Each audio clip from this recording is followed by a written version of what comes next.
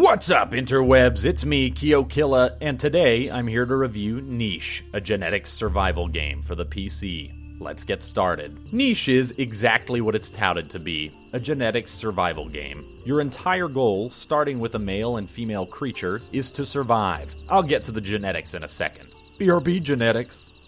Aww. As you begin your turn-based strategy adventure, this game is about contending with the environment around you, and with the other flora and fauna. You've got to worry about continuously harvesting or hunting food to sustain yourself and your tribe. You have vicious plants and animals that are out for your blood, as they too are trying to survive. And as you traverse various terrain, from rainforests to grasslands to snowy retreats, you'll make your way to these stones to travel to different islands. But here's the thing, your characters only last around 15 to 20 turns or days. And that's only if you're not diseased, poisoned, or otherwise injured, as these ailments take days away from your ultimate lifespan. And how might one try to help prevent or otherwise avoid some of these issues? Why, genetics, of course! And also, you can avoid looking like this.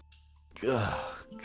While playing, you can mate your creatures, and will have to if you want to continue to play. But before you mate, you'll want to take a look at the parents' gene pools. You can see the features that the parents have, as well as dormant genes that have a chance of manifesting themselves on the offspring, which is pretty fucking awesome. And let's say one of your creatures has the derp snout gene lying in wait. You can help avoid looking like this guy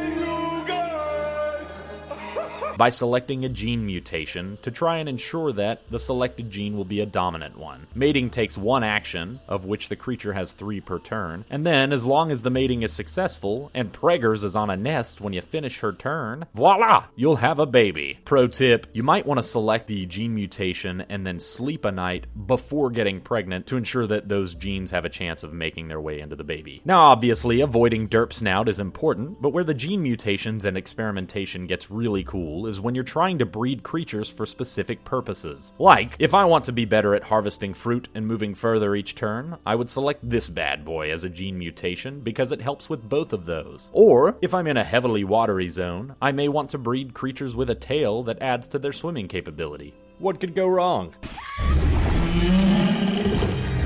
The graphics aren't going to break any records for polygon count or realism, but they're colorful and easy on the eyes for hours on end. Many of the genetic modifications that you make, or that happen naturally, are represented visually, which is really neat. Each environment is littered with different plant life, creatures, and color palettes to help separate the land. The sound design fits the bill, with chirping crickets in some environments and different critter sounds for both your creatures and the other inhabitants. There's also some classy music for the menu at the beginning of the game, and some that lightly tickles your eardrums while you play. The game is turn-based and on a grid system. Each character, when fully matured, has 3 actions per turn, be it moving, slashing some grass to try to collect materials and build a nest, harvesting food, or attacking a creature or critter. Your movement in different terrain and your movement distance in general is governed by your genetics. So, if you've got short, stubby legs, chances are you aren't moving anywhere very fast. Whereas, if you're a long-legged quadruped, you'll be covering more ground each action. Also, when you perform an action, the other creatures have a chance to as well, including your enemies.